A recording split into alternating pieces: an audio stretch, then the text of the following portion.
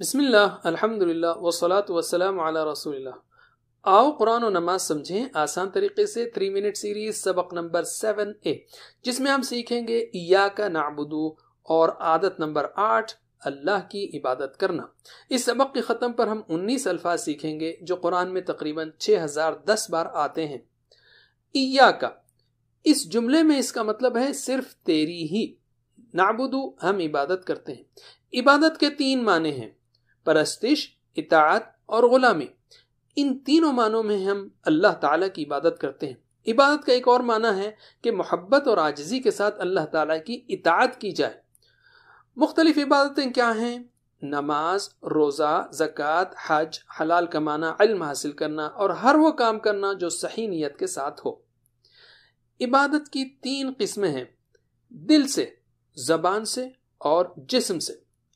دل کی عبادات ہیں ایمان، اخلاص، محبت، توکل، اللہ کی یاد، اللہ تعالیٰ کا خوف اور اللہ سے امید، اللہ کے سامنے عاجزی وغیرہ۔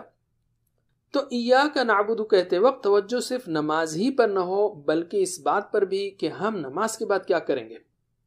ہو سکتا ہے کوئی یہ کہے کہ ہم عبادت کیوں کریں، زندگی کے بس مزے لیتے رہیں؟ تو میں کہوں گا کہ فرض کیجئے آپ اپنے روم میں آج سوئیں اور کل جب اٹھیں تو ایک جزیرے میں ہوں جہاں پر لوگ آپ کی خدمت کر رہے ہوں، ہر چیز لا کر دے رہے ہوں، تو آپ کا سب سے پہلا سوال کیا ہوگا؟ میں یہاں کیوں ہوں؟ کس نے مجھے یہاں لایا؟ کون یہاں کا مالک ہے؟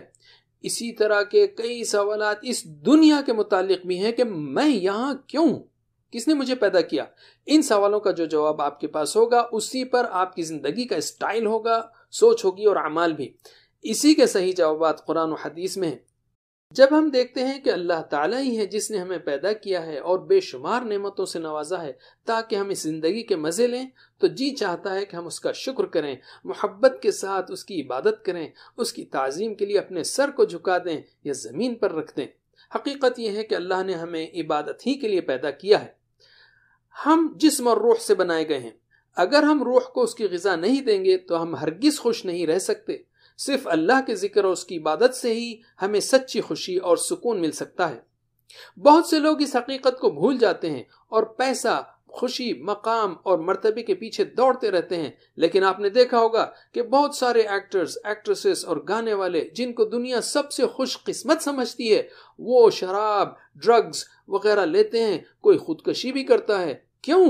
انسان اللہ کی عبادت نہ کرے تو مختلف مصیبتوں میں گھر جاتا ہے۔ ہم کیسے اس کی عبادت کریں؟ محمد صلی اللہ علیہ وسلم کے جیسا جو صحیح اور مکمل عبادت گزار تھے، وہ دنیا اور آخرت دونوں میں سب سے زیادہ کامیاب ہیں۔ تو عادت نمبر 8 ہے اللہ کی عبادت کیجئے جیسے محمد صلی اللہ علیہ وسلم نے کی، تاکہ آپ پرامن، کامیاب اور بھرپور زندگی گزار سکیں۔ آج کے لیے اتنا ہی۔ جزاکم اللہ خیر۔